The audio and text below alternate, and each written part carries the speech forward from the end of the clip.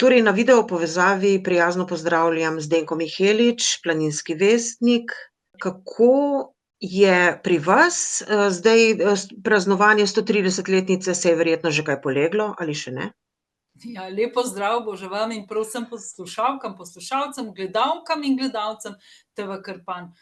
Ja, 130 let, praznovanje, sicer je ves čas v teku, ker konec leta pričakujemo še naš film, ampak trenutno je pa v mirovanju, tako da pridno delamo, pridno pišemo, izdajamo številke, tako kot je treba v rednem času, in tokrat pred nami majska številka.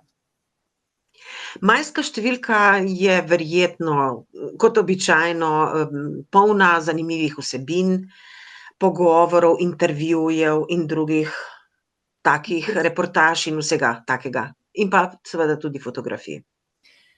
Res je, majska številka je polna čudovitih fotografij, člankov, zanimivih, tako in drugače, za vsakega nekaj se bo našlo, tudi za najmlajše.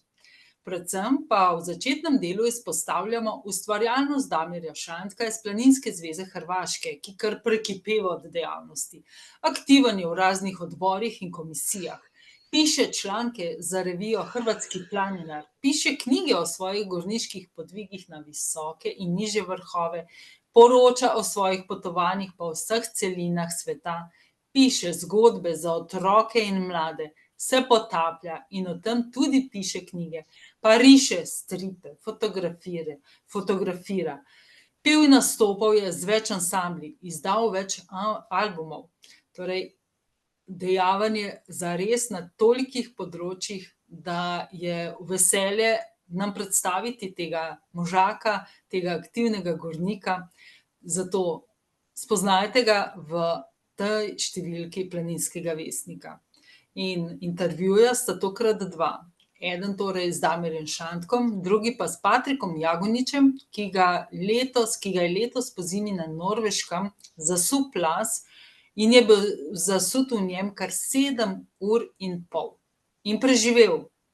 Izjemna zgodba preživetja, srečnih okoliščin, volje, motivacije in pozitivnega razmišljanja, o borbi za življenje in za ljubezen.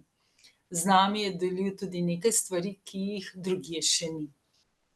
Pišemo tudi o 32-letni poti po slovenski planinski poti, tej transverzali, kolikor časa je rabil avtor za dokončanje slovenske planinske poti, pa ni človek in gornik z najdaljšim stažem obiskovanja oziroma žigosanja slovenske planinske poti, ampak zanimiv članek, pa seveda obogaten s čudovitimi fotografijami.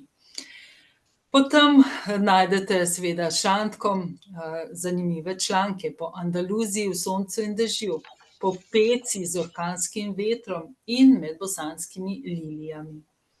Ogledali smo si razstavo na gradu Svetega Justa, pišemo o pomladi in ljubezni v gorah, o nepremagljivem šarmu K2 in o zlatem jubileju Planinskega društva Viharnik. Testiramo pa tudi opremo Fjällräven.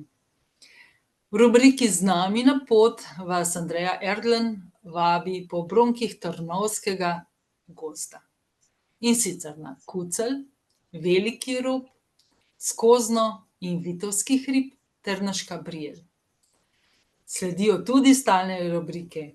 Za najmlajše je tu Planinčkov kotiček, pa strip, kolumna, tokrat o dostopu do gora, vzgoja o feratanju, literatura, tudi ima zanimive članke, in planinska organizacija.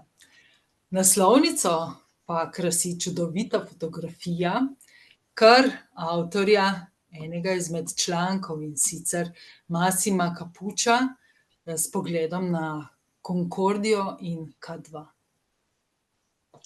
Zanimivo.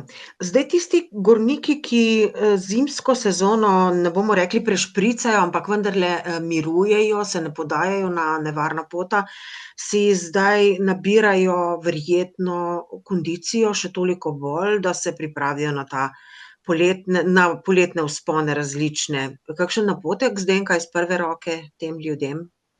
Ja, predvsem čestitke, da se že zdaj lepo odpravljajo na vse te priprave, ki jih bodo z pridom izkoristili v poletnih mesecih. In pa predvsem naj začnejo postopoma.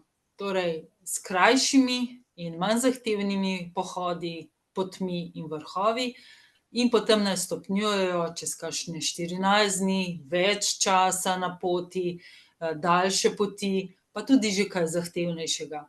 V visokogorju je še sneg, vendar južne strani so pogosto že kar precej kopne. Tako da, je možnosti veliko za obiskovanje in nabiranje kondicije.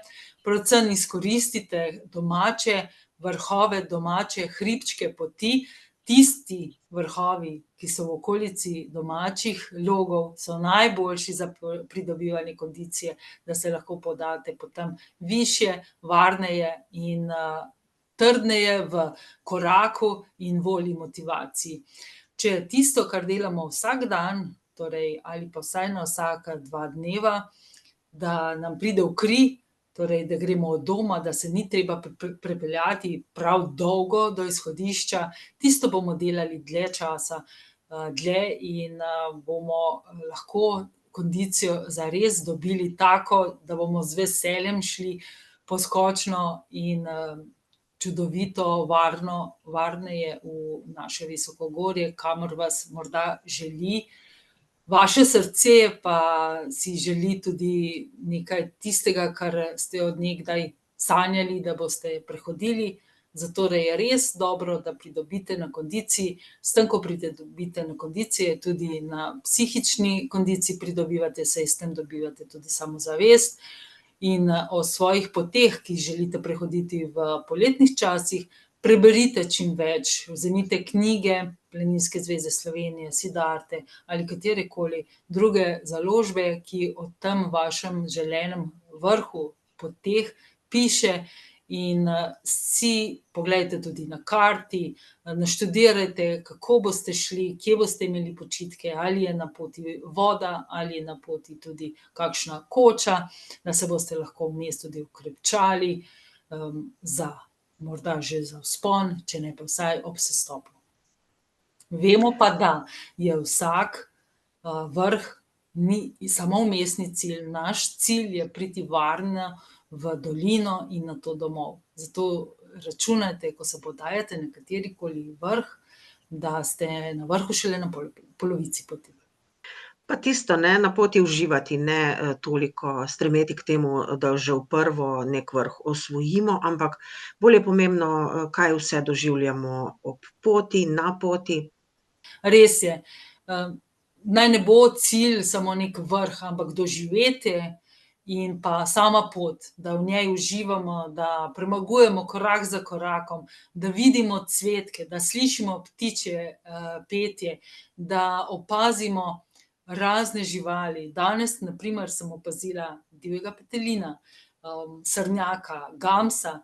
Če bi bila glasna in bi moj cilj bil samo vrh, bi morda to spregledala. Tako sem pa videla čudovite cvetlice, od, alpskega zvončka, aurikla, raznih čudovitih drugih cvetic, raznobarvnega, gorskega cvetja in do živali.